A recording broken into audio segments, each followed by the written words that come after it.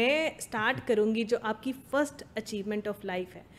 سب سے پہلے تو ہم یہاں سے اسٹوری شروع کریں گے کہ آپ کا اندر کیا سوچ تھی, کیا چیز تھی جس نے آپ کو اپنے آپ کو لیٹ ڈاؤن نہیں ہونے دیا. مطلب بہت سارے میں نے دیکھے ہیں, بہت سارے لوگ ایسے ہیں کہ ہلکی سی کوئی چھوٹی سی بھی بات ہوتی ہے تو اپنے آپ کو ختم کر لیتے ہیں, نو جی end of life. You are a warrior, کیسے؟ ماں باپ کے لیے وہ اس طریقے سے کہ دیکھیں کوئی بھی جو اولاد ہوتی ہے نا, وہ بے شک وہ تھوڑا سا مجھ سے زیادہ کرتی ہوگی اپنے پیرنٹس کے لیے, لیکن جب وہ کہتے ہیں نا کہ کوئی زندگی میں جب تک کوئی حادثہ نہ انسان کے ساتھ ہو تب تک اس کو زندگی کی قدر بھی نہیں ہو سکتی. بڑی بات کی. تو شاید اللہ کو یہی منظور تھا, کیونکہ میں مجھے یاد پڑتا کہ میں جب مجھے پولیو کا اٹیک ہوا نا, تو میں بڑا ایک دم سے شاکڈ تھا کہ ایک 8 سال کی عمر ہے ایک. اچھا, یہ یو ریممبر دیٹ ٹائم کہ مطلب آپ کو پتہ ہے؟ بالکل.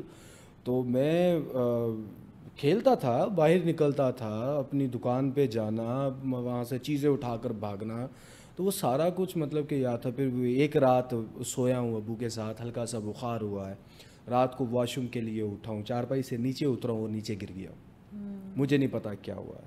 تو میں اس ٹائم پہ وہ ایک ایسا تھا کہ میں سمجھ نہیں پا رہا تھا کہ ہوا کیا ہے آخر. میں دونوں ٹانگیں جو ہیں وہ مڑ گئیں, پیچھے لگ گئیں, پاؤں ٹیڑھے ہو گئے, میں بیٹھ بھی نہیں سکتا تھا. اچھا. میں کیا کہتے, میں ہاتھوں کے ساتھ رینگتا تھا. تو وہ اتنا مطلب کہ ٹف ٹائم تھا. اور میں اس طرف آنے کا آپ نے بات کی تو سخت سردی ہوتی تھی, اور میرے اماں ابا کو جس کسی نے بھی بولا نا کہ اچھا اس کو فلاں جگہ پر لے جائیں شاید یہ تندرست ہو جائے, تو ایک رات وہ آج تک نہیں مجھے بھولی کہ ٹھنڈ تھی, اور میرے گھر سے تقریباً کوئی 17 کلومیٹر دور ایک گاؤں ہے, وہاں پہ کوئی جی دم کرتا ہے, وہاں پر لے کر جائے. اب کتنے بجے اطلاع دی گئی؟ 9:45 بجے رات کو, دھند پڑی ہوئی ہے. 9:45 بجے اطلاع دی, اور 10:30 بجے ابا نے سائیکل تیار کی, اماں نے مجھے اٹھایا, وہ پیچھے بیٹھی, سائیکل پہ چل پڑے. اب میں ساتھ رو رہا ہوں کہ امی میں نے نہیں جانا, آپ بھی نہ جائیں, گھر چلے. نہیں جانا ہے. ہارڈلی کوئی 6 سے 7 کلومیٹر کا ٹریول کیا ہوگا, سائیکل کا ٹائر پھٹ جاتا ہے. اور وہ ضد کر لی میں نے کہ نہیں جانا, لیکن انہوں نے کہا کہ جانا ہے. اب اماں نے اٹھایا ہوا مجھے, وہ پیدل چل رہی ہیں, ابا سائیکل کو لے کر چل رہے ہیں. جب ابو تھک جاتے تھے تو مجھے اٹھا لیتے تھے, اماں سائیکل کو دھکا لگا رہی ہوتی تھی. تو تقریباً کوئی رات 12:45 بجے ہم وہاں پر پہنچے. تو میرا اس ٹائم پہ اس رات کے بعد سے جتنا بھی ٹنیور تھا, میرا یہی دعا کرتا تھا کہ اللہ جس دن میں ٹھیک ہوا میں نے اپنے ماں باپ کے لیے کچھ کرنا ہے.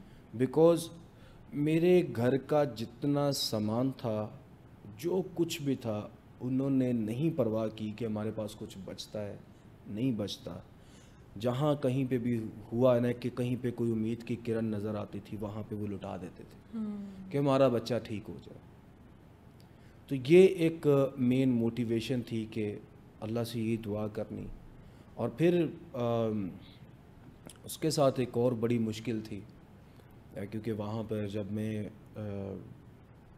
اس کا پولیو کا اٹیک ہوا تو میں ظاہر سی بات ہے اللہ نے دنیا میں بھیجا ایک انسان کو, وہ دل بھی ہے اس کے پاس, دماغ بھی ہے, دماغ میں دل و دماغ میں سوچیں بھی ہیں, خیالات بھی ہیں, خواہشیں بھی ہیں, سب کچھ ہے, کیونکہ وہ ایک وجود رکھتا ہے.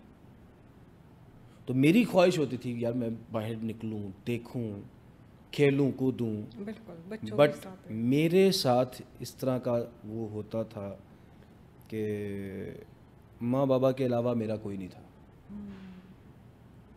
اگر میرا وہ اس پیریڈ کی میں بات کرتا ہوں اور سٹل اپنے پاؤں پہ کھڑا ہونے تک یا کھڑا ہونے کے بعد بھی ماں باپ کے علاوہ اور کوئی نہیں تھا کہ جس نے واقعی مجھے، میرے طرح طرح کے نام پڑے ہوتے تھے، ہوٹنگ کی جاتی تھی، اگر غلطی سے باہر گلی میں نکل جاتا تھا تو چلتے پھرتے جو مطلب کہ گزرنے والے ہوتے تھے وہ کو ٹھوکر مار دیتا تھا، کوئی ٹانگوں سے کھینچ کر جو تھا، ایون کہ ایک دفعہ مجھے نالے میں پھینک دیا گیا تھا. تو میں بہت شکوے کرتا تھا کہ ایسا کیوں، مطلب کہ میرے ساتھ ایسا کیا میں نے ایسا کیا. تو بٹ الحمدللہ اللہ نے پھر دکھایا کہ وہ بات کو سچ ثابت ہوئی، وہ بات لائف میں کہ اللہ کی ذات. لائف میں انٹرول کب آیا؟ بہت سین دیکھا، مطلب یہ بہت تکلیف دہ باتیں جو آپ لفظ بول رہے ہیں نا، یہ شاید جس پہ گزری ہو نا وہی جان سکتا ہے. یہ لفظ جو ہے نا یہ بہت میٹر کرتے ہیں. انٹرول کس سوچ کے بعد آیا؟ اس کے بعد سوچا کہ نہیں جی دیٹ از اینڈ. اچھا، میں گھر میں پڑے رہتے ہوئے نا اس ٹائم پہ پی ٹی وی کے اوپر وہ لگا کرتی تھی WWE ریسلنگ. مجھے اور تو کچھ سمجھ نہیں آ رہا تھا کہ میں ایک وہ ننا سا مائنڈ ہے کتنا کچھ سوچے. بٹ وہ جب وہ میں ان لوگوں کو دیکھتا تھا لڑتے ہوئے، لیکن وہ جب وہ شرٹس اتار کر وہ آتے تھے، ڈولے شولے بنے ہوتے تھے، باڈی شاڈی بنی ہوتی تھی، تو میری بڑی خواہش ہوتی تھی کہ یار کاش کبھی ایسا ہو کہ میں چلوں تو میں نے اس جیسا بننا ہے، باڈی اس طریقے کی بنانی ہے. تو میں نے نا گھر میں جو تھا نا، میرے بڑے بھائی جو تھے وہ کرتے تھے، مارشل آرٹ کرتے تھے، تو انہی سے میں نے نا وہ کرتے رہنا ایسے ہی. تو پھر سن 2000 میں مجھے ہاسپٹل لے جایا گیا پراپر. تو وہاں پر ڈاکٹر صاحب نے کہا کہ ایک نے کہا جی اس کی لیگس کاٹنی پڑیں گی. میں نے کہا میں نے اپنے پاؤں کا ایک ناخن بھی نہیں کٹوانا، آپ لیگس کی بات کر رہے ہیں. پھر دوسرے ڈاکٹر کے پاس گئے، انہوں نے کہا بیٹا میں آپ کو اس قابل کر دوں کہ آپ اپنے سہارے پہ چلو. میں کہ سر اس سے بڑھ کر مجھے اور کچھ نہیں چاہیے. مجھے نہیں چاہیے کہ میں کسی کو کہوں مجھے اٹھا کے ادھر کر دے، مجھے کہیں میں چل رہا ہوں تو مجھے روڈ کراس کروا دے. مجھے خود اپنے قابل خود ہونا ہے. انہوں نے کہا بس ٹھیک ہے، ٹینشن نہیں لینی. انہوں نے میرے آپریٹ کیے، 1 سال کا ٹائم دیا کہ 1 سال کے اندر اندر آپ چلنا شروع ہو جاؤ گے کراچیز کے سہارے. مجھے یاد پڑتا ہے میں 6 مہینے گزرے، بینڈیج لگے ہوئے تھے، پلاسٹر چڑھا ہوا تھا ٹانگوں کے اوپر، اور میں بنا بتائے اپنے گھر والوں کو چپکے سے بیساکھیاں پکڑ کر گھر سے نکلا، باہر سٹاپ پر آیا، سٹاپ سے بس میں بیٹھا، ہاسپٹل گیا. اور جب میں ہاسپٹل ڈاکٹر کے کمرے میں گیا تو واز ریئلی شاکڈ. اوے کدھر آئے ہو، کس کے ساتھ آئے ہو، اور تم کھڑے کیوں ہو؟ میں نے کہا سر میں گھر سے آیا ہوں. کیا مطلب؟ انہوں نے مجھے چیک وغیرہ کیا، پاؤں کو انہوں نے چوٹی کاٹی، اور وہ پین ہو رہی ہے؟ میں نے کہا نہیں ہو رہی، بس ہلکی سی سویلنگ ہو گئی ہے. انہوں نے کہا کہ فوراً وہ لکھا، انہوں نے کہا کہ اس کے فوراً بینڈیج کھول دو.